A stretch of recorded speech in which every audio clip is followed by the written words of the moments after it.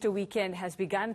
Many churchgoers celebrating across the country. The government is urging congregants to adhere to COVID-19 regulations. Churches are allowed to be half full.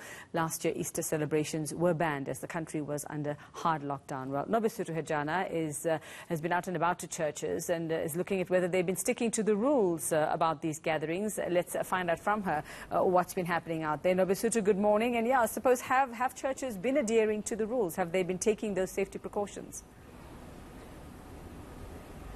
Well, certainly, Yuveka, we are at the St. George's Cathedral Church here in Cape Town, and where we saw about 65 people who actually attended the morning service. Now, things were done a bit different this year, but I'm joined by the Dean of the Church, Father Michael Wieder, who's just going to be telling us some of the things that were done differently.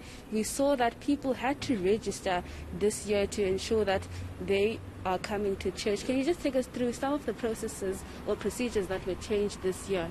Okay, so there was quite a lot of additional administration. People would call in, inquire if there's space available, and then register their name and, traceable particulars.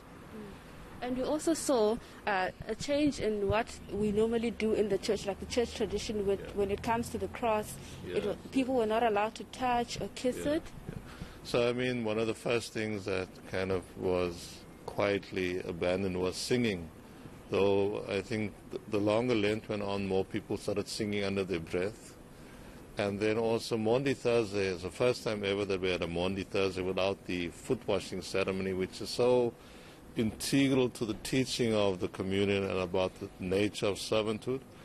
And then today we will have, with the veneration of the cross, where people normally touch the cross or kiss or whatever way they wish to express their adoration of Jesus Christ, that was just quietly not done. People stood solemnly. And then our traditional 3-hour devotion, the Good Friday service, has been reduced to 2 hours. And what I'm pleased to note that despite the increase that we are allowed to 250, the people are still keeping it in moderation.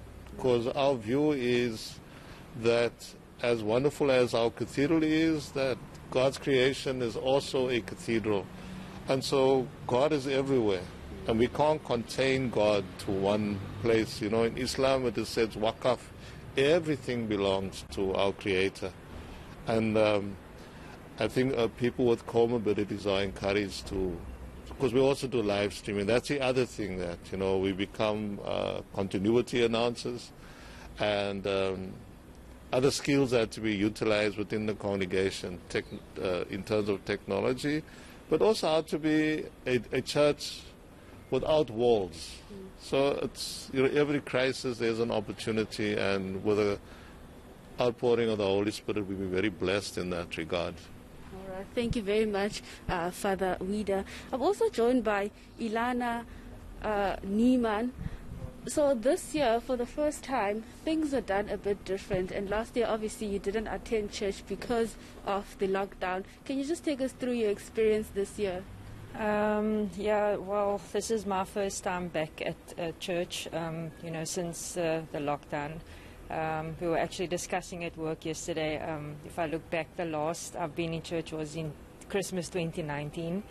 And I must admit, this morning being, back in church, so fulfilling, uplifting. Last year was very challenging for everybody in every aspect. And it's definitely been, wonderful being back in church, just interacting and, being in God's place. So, yeah. All right, thank you very much. Well, Yuveka, she was a bit nervous before this crossing, so I must say I'm very shocked that you kept your cool.